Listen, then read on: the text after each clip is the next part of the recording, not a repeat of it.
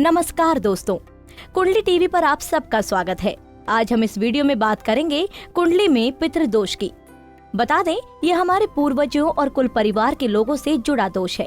जब तक इस दोष का निवारण नहीं कर लिया जाए, ये दोष खत्म नहीं होता। ये दोष एक पीढ़ी से दूसरी पीढ़ी में जाता है। यानी अगर पिता की कुंडली में पितृदोष है और उसने इसकी शांति नहीं कराई है, तो संतान की कुंडली में भी ये दोष देखा जाता है। इसके चलते इंसान के जीवन में कई तरह की परेशानियां आती है, जैसे कि परिवार में कलह, शादी में रुकावटें, इसके अलावा कामकाज की उन्नति में बाधाएं उत्पन्न होना आदि। तो दोस्तों, आज हम इस वीडियो में अपने एस्ट्रोलॉजर से जानेंगे कुंडली में पितृदोष दूर करने के सटीक उपाय। तो आइए जानते हैं। सभी दर्शकों को मेरा नमस्कार। मैं आशु मल्होत्रा। आज मैं बात करूंगा पितृ पक्ष के बारे में। जैसे कि आज पहला श्राद्ध है और 17 तारीख तक श्राद्ध चल रहे हैं और 17 तारीख की ही अमावस्या है। तो मैं आज इस पोस्ट में आपको ये जानकारी दूंगा कि कुंडली में हम पितृ दोष कहाँ से देखते हैं और किस तरह का पितृ दोष हमारी कुंडली में विराजमान है और किस दिन को हमें वो कोई ना कोई दान पुण्य करना चाहिए, जिससे हमें अपने पितरों का आशीर्वाद मिल जाए। मैं सभी को एक ये जानकारी ये दूंगा कि भगवान के साथ साथ हमें अपने बुजुर्गों का आशीर्वाद भी उतना ही जरूरी है जितना कि हमें अपने भगवान का। कुंडली के दूसरा भाव, पांचवा भाव, नवम भाव और 12वां भाव बृहस्पति देव के अंतर्गत आता है। नवम और 12वें भाव के वो मालिक हैं, लेकिन दूसरे और 5वें भाव के वो कारक ग्रह हैं। अब दूसरा भाव है शुक्र देव का, 5वां भाव है सूर्य देव का और नवम और 12वां भाव है बृहस्पति देव का। दूसरे भाव में अगर राहु, केतु, शनि और या बृहस्पति नीच के होके बैठ जाए तो कुंडली में पितृ दोष होता है। यानी कि ये पितृ दोष औरतों से आता है कुंडली में। यानी कि हमारे पीछे जो इतिहास बीता है हमारे खानदान का, वहाँ पे औरतें दुखी रही हैं किसी ना किसी कारण, तो वो औरतों का दोष लगता है, जिसको हम पितृ दोष कहते हैं। बुजुर्ग औरतों का जो दुखी होके इस संसार से जाती हैं, तो उनके लिए भी ये उनको पूजना, उनके नाम का दान पुण्य करना, उनको प्रसन्न करना, ये श्राद्ध में जो श्राद्ध के ये दिन चल रहे हैं इसमें ही किया जा सकता है। अब मैं बात करूंगा 5वें भाव के बारे में। 5वां भाव हमारे बुजुर्गों का है। अब बुजुर्ग कौन हो सकते हैं? उसमें हमारे नानी, दादा, परदादी, परदादी, परदादा जी, ये हमारे जो बुजुर्ग हैं उनका भाव है ये, जो सूर्य देव के अंतर्गत आता है और यहाँ के कारक ग्रह बृहस्पति ही है।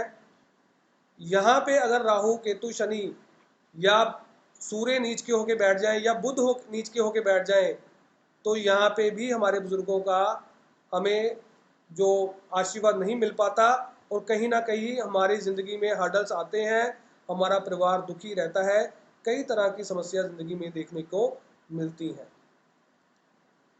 तो उसके बाद बात करूंगा नवम भाव की। नवम भाव बृहस्पति देव का है। यहाँ पे राहु का बैठना, केतु का बैठना, बुध का बैठना, यहाँ पे बृहस्पति का खुद का नीच के होके बैठना, या जो इस घर के दुश्मन ग्रह है उनकी दृष्टि इन पे पड़ना, तो यहाँ पे भी पितृ दोष उत्पन्न करता है। यहाँ बुध अगर बैठ जाए नीच के होके या वैसे बैठ जाए, बुध यहाँ पे इतने अच्छे नहीं माने गए, तो हमारी कुल देवी का हमें श्राप लगता है।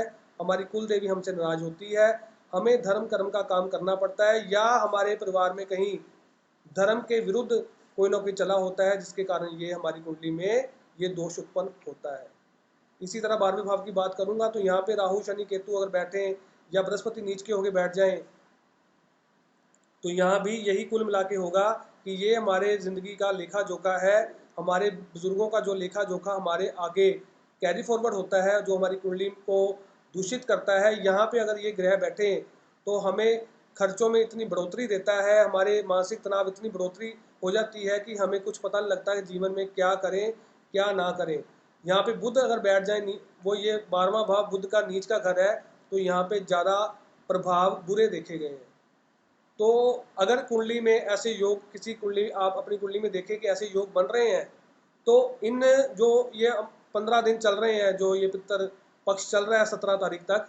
इसमें मैं ये बताना चाहूँगा कि जो हमारे मेन पितरों से जुड़े हुए ग्रह हैं वो बताऊंगा मैं आज आपको, वो कौन से हैं। उसमें बृहस्पति देव, बुध देव, सूर्य देव और हमारे ये 3 जो ग्रह हैं ये प्रबल हमारे पितरों को केंद्रित करते हैं।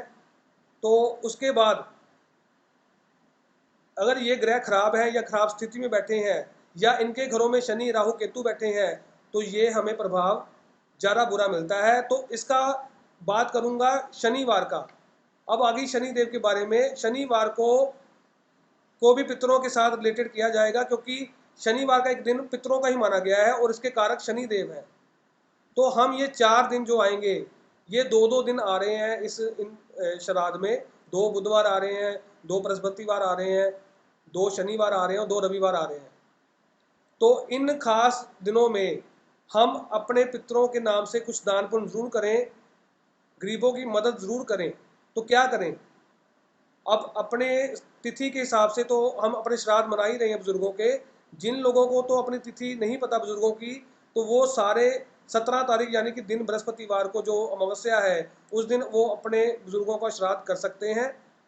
लेकिन अगर किसी तिथि में ये 4 दिन नहीं आ रहे तो उसके बावजूद भी अगर ये दिन आए बीच में तो उस दिन भी दान पुण्य करने का बहुत ही आपको शुभ फल ही मिलेगा और आपके ऊपर आशीर्वाद मिलेगा अपने बुजुर्गों का। अब बताता हूँ, जिनकी कुंडली में बुध से ये पितर दोष उत्पन्न हुआ है यानी कि नवम में या 12वें घर में बुध बैठे हैं तो वो बुधवार को क्या करें।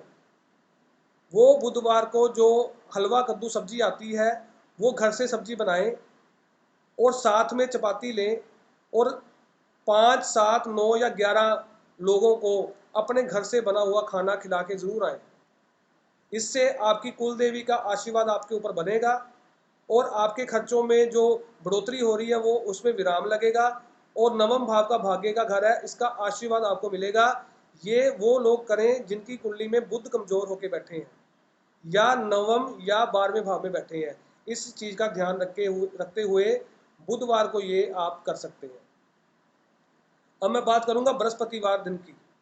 अब बृहस्पतिवार क्या करेंगे, अगर कुंडली में बृहस्पति के साथ राहु, शनि, केतु और या बृहस्पति देव नीच के होके पंचम में, नवम में, 12वें में या दूसरे भाव में बैठे हैं तो वो बृहस्पतिवार वाले दिन अपने बुजुर्गों के नाम से मीठे पीले चावल बनाएं और साथ में केले ये जरूरतमंद लोगों को जरूर दे के आए और उनको खिला के आए।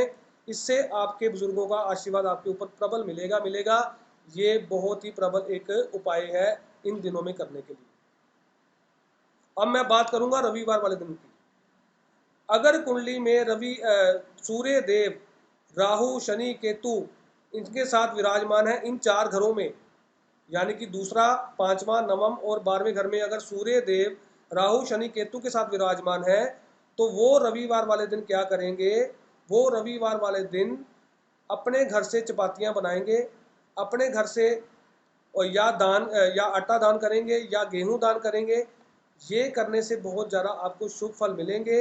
अगर हो सकता है तो ये आप जरूरतमंद कुष्ठ आश्रम में ये अपने घर से दान दे के आए या उनको खाना खिला के आए। तो ये करने से भी आपके ऊपर बहुत ही शुभ फल मिलेंगे। ये करने से जरूर करें। और गुड़ का दान भी बहुत उत्तम माना गया है, गुड़ का दान भी कर सकते हैं। ये करने से आपके ऊपर बहुत ही अच्छे फल मिलने शुरू होंगे और आपकी परेशानियों में भी थोड़ा सा विराम लगेगा। अब मैं बात करूंगा शनिवार वाले दिन की।